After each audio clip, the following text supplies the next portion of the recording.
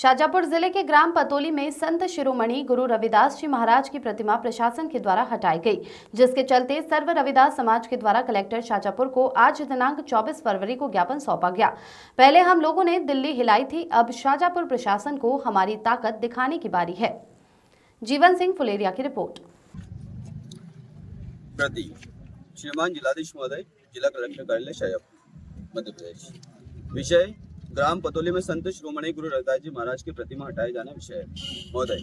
उपरोक्त विषय अंतर्गत निवेदन है कि ग्राम पतोली तहसील व जिला शाजापुर के अंतर्गत दिनांक 22/2/2025 को संत शिरोमणि गुरु रविदास जी महाराज की प्रतिमा प्रशासन के लोगों द्वारा हटाई दी गई है, जिसके चलते गुरु रविदास के अनुयायियों में काफी आक्रोश है महोदय। स्पेशल जोन के अंतर्गत कलेक्टर कार्यालय, नेशनल हाईवे, नदी, नहर, हाई टेंशन लाइट आदि स्थानों की भूमि पर विभिन्न धार्मिक स्थल किस नियम के तहत बनाए गए हैं, ये हमारी मतलब सिस्टम है, प्रश्न है हमारा। इसकी जानकारी देने की कृपा करें। साथ ही स्पेशल जोन की भूमि पर जिन नियमों के तहत यह सभी धार्मिक स्थल बने हैं, उसी नियम के अनुसार संत शिरोमणि गुरु रविदास जी महाराज की प्रतिमा ग्राम पतोली में लगाई जाएगी, जिसके चलते जिला प्रशासन 7 दिवस के भीतर गुरु रविदास जी की प्रतिमा पुनः उसी जगह स्थापित करने की कृपा करें। और यदि ऐसा नहीं होता है तो 7 दिवस के पश्चात दिनांक 3 मार्च 2025 को पूरा बहुजन समाज हजारों की संख्या में एकत्रित होकर उग्र आंदोलन करेगा, जिसमें किसी भी प्रकार की अप्रिय स्थिति निर्मित होती है तो इसकी समस्त जिम्मेदारी शासन प्रशासन की रहेगी। महोदय को सादर। महिलाएं 2-4 इधर आ जाए, थोड़ी महिलाएं आ जाए। अरे जाओ, एक दो आ जाओ। अरे तुम आ जाओ ना, पकड़ लो।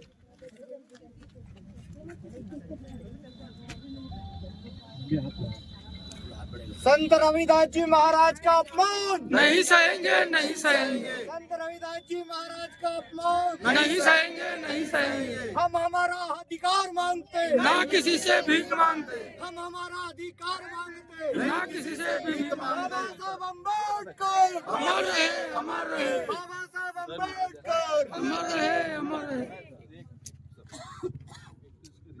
और सबसे महत्वपूर्ण बात जो बोलने जा रहा हूं, मुझे बहुत अच्छा लगा कि एक संवैधानिक तरीके से आप आए। देखो, अपनी मांग रखना, अपनी बात को रखने का एक संवैधानिक तरीका होता है, आक्रोश से कभी कोई काम होता है। मुझे बहुत खुशी हुई कि आप लोग आए, ज्ञापन दिया। अभी हम वरिष्ठ से बात करके इसका सकारात्मक निराकरण का प्रयास करेंगे। हम संविधान को मानने वाले लोग हैं, संवैधानिक दायरे में ही कार्य। कोई एक जन आगे धन्यवाद सर। मैं मनोज सिंह कटारिया, अनुसूचित जाति जनजाति संयुक्त एकता महासंघ का प्रदेश उपाध्यक्ष।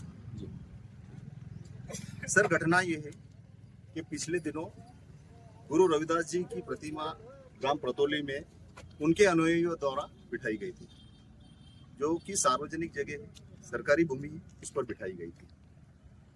वहाँ किसी ने शिकायत की या नहीं की ये मुझे नहीं पता, लेकिन वहाँ के शाजापुर के हमारे जो प्रशासनिक लोग हैं उनके द्वारा उस प्रतिमा को हटा दी गई।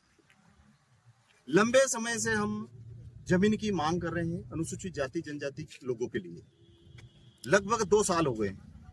हमने कई बार सरपंच से और पंचायत से भी प्रस्ताव पारित करवा करके महोदय से निवेदन किया है, और फाइल आगे भी गई है, जहां पर अभी पता चला है कि उस फाइल को, जमीन को जो आवंटित की जा रही थी, उसको खारिज कर दिया है।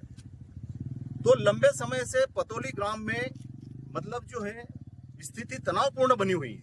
इस बात का पुख्ता प्रमाण पत्र आदरणीय हमारे बीच में एसडीओपी साहब है, जिन्होंने हमारे को बैठ करके बीच में एक बात का समझौता करवाया था कि हम आपस में आज के बाद नहीं लड़ेंगे। इसी बात का हमारा समझौता था, इसके अलावा हमारी कोई किसी से लड़ाई नहीं है।